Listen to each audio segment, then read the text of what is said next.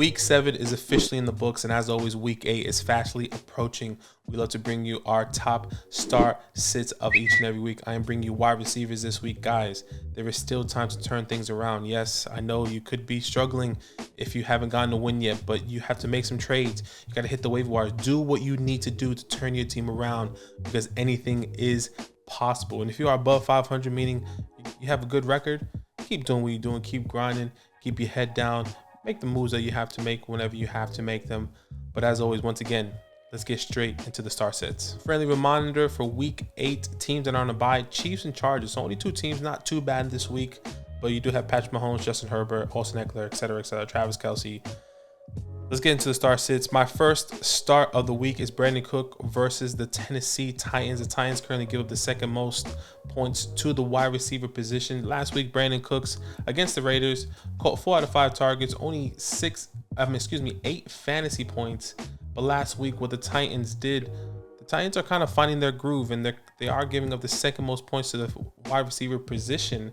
But last week, they held Michael Pittman to only 9 points, caught 6 out of 9 targets, 9.8 fantasy points.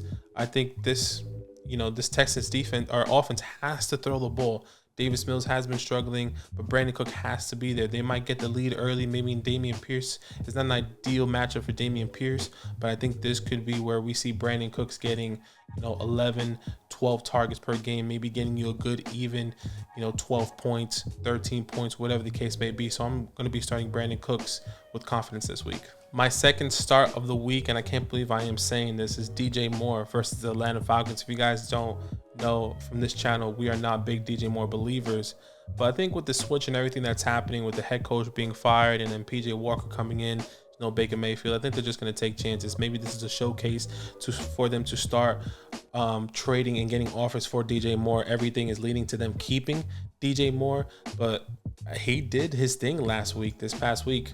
Caught 7 out of 10 targets for 69 yards and a touchdown, over 19 fantasy points. The Falcons currently give up the most fantasy points to the wide receiver position. Let me tell you what they did this past week. They just played the Cincinnati Bengals. T. Higgins, over 14 fantasy points, nearly 100 yards. Jamar Chase, over 130 yards, 2 touchdowns, 33 fantasy points. And let's not forget Tyler Boyd, 155 yards and a touchdown, over 29 fantasy points. If somehow PJ Walker can cook something up, then maybe DJ Moore could be a guy that can finish as a top 10 fantasy wide receiver. Can you trust it? Absolutely not. Is this a trap? This could be a trap, no doubt about it. But this is a divisional game, and DJ Moore can do anything. We all know he's talented. He just never had the quarterback there to give him the opportunity. And not PJ Walker's not an upgrade, and PJ Walker's not a downgrade. But at least they're doing whatever they can to get the ball into DJ Moore's hands. So I'm starting DJ Moore with confidence this week. And my third start of the week is Josh Reynolds versus the Miami Dolphins. And mind you, this is if Amon-Ra is not playing, because he's in the concussion protocol. You know how this is. I think with all the ups and downs with concussion protocols, he could miss this week against the Dolphins, or he can be back in time. Obviously, I'm recording this a little bit earlier, so if we do get an answer that Amon-Ra is playing, then I think Amon-Ra is a great fit to fill, obviously, in this spot. But if not, Josh Reynolds is a good backup just in case. He could be available on your waiver wires. They're playing the Miami Dolphins, so currently give up the 9th most fantasy points to the wide receiver position. Josh Reynolds this past week only caught 1 pass. Usually he is the guy that kind of steps up when Amon-Ra goes down or whatever the case may be.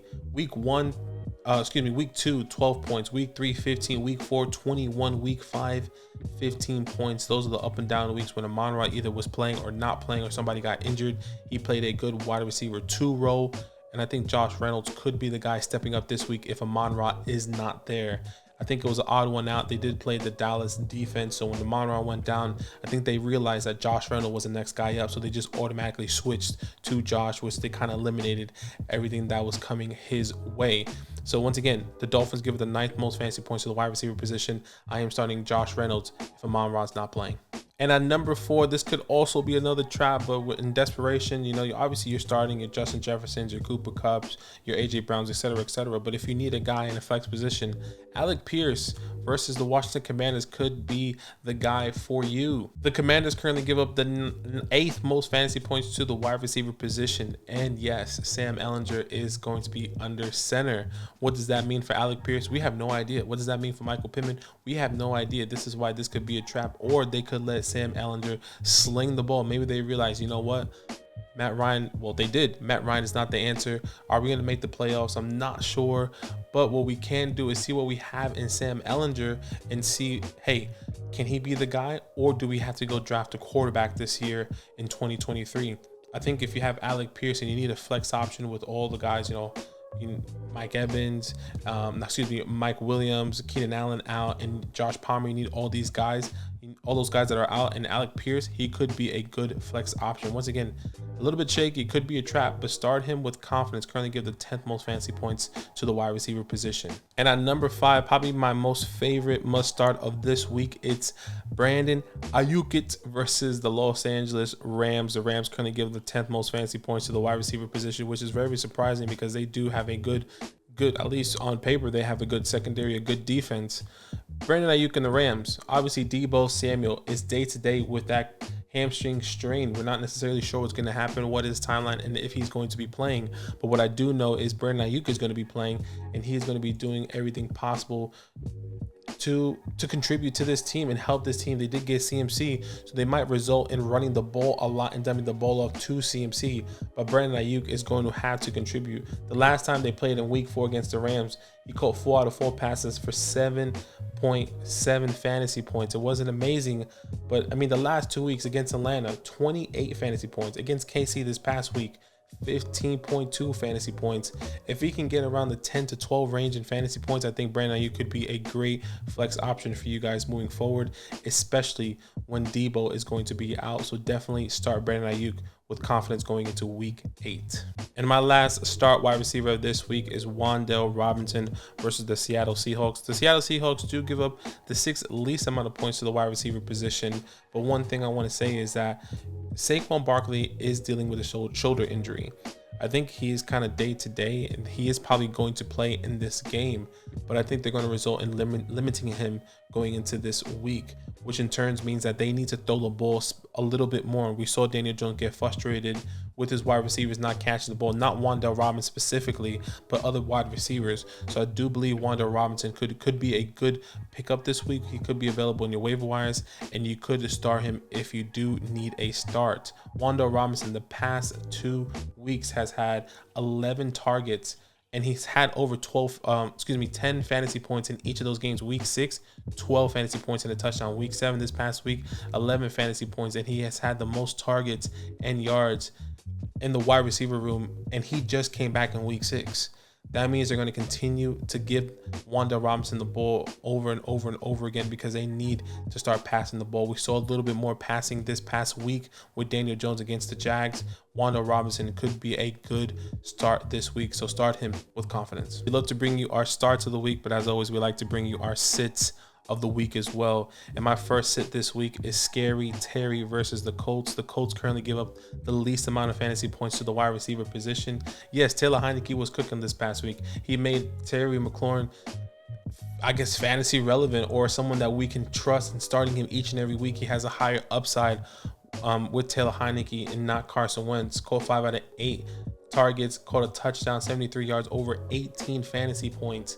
But he is playing the Colts, probably going to be guarded by Stephon Gilmore, which I do not trust, especially with Taylor Heineke. I know Taylor Heineke is going to give Terry opportunity to catch the ball and just chuck it up in the air for Terry, but I do believe this could be a trap game. This past week against the Colts, played the Titans. Roberto Woods caught 3 out of 4 targets, only 5 fantasy points. I think that could be the route where Terry is going. Someone's going to have to do something for this team, whether it's Terry, Curtis Samuel, whoever the case may be. But right now, I'm going to be sitting Scary Terry going into week 8. My second sit wide receiver is a group, and that's the Packers wide receiver versus the Buffalo Bills. The Bills currently give up the 9th least fantasy points to the wide receiver position. And you know, you kind of look at this wide receiver group with Aaron Rodgers and you're thinking, okay, who could it be? Allen Lazard, great. Let me start him. But he's dealing with a shoulder injury, excuse me.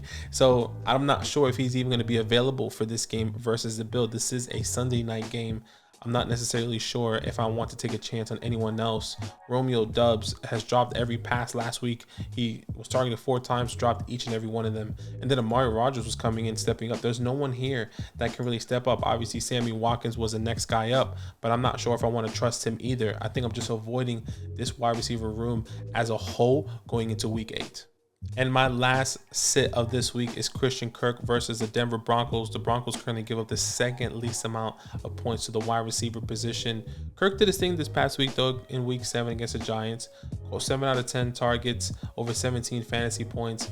But who is going to be guarding him, you know, versus the Broncos? And that's Patrick Surtain. I don't want any part of that. Last week, Patrick Surtain against Garrett Wilson.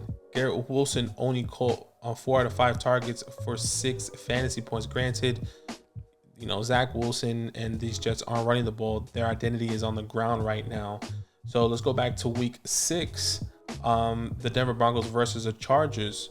He was guarding Mike Williams, caught 2 out of 6 targets for less than 4 fantasy points. And I think that's could be the route that Christian Kirk could be going into this week. I don't want any part of it right now. The Jags, I have been dealing, but I think I just want to sit those guys, especially versus that Broncos defense. This is my star sits, guys. I really hope this helps you. Drop any comment that you have down below, any questions you have down below. And like I said earlier in the video, grind, throw some trade offers, hit the waiver wires. Do what you have to do to turn your team around. And if not, keep grinding, keep your head down. If you are above 500, we go live every single Saturday, 8 p.m. Eastern Standard Time to answer all of your fantasy start sit questions. Good luck in week 8.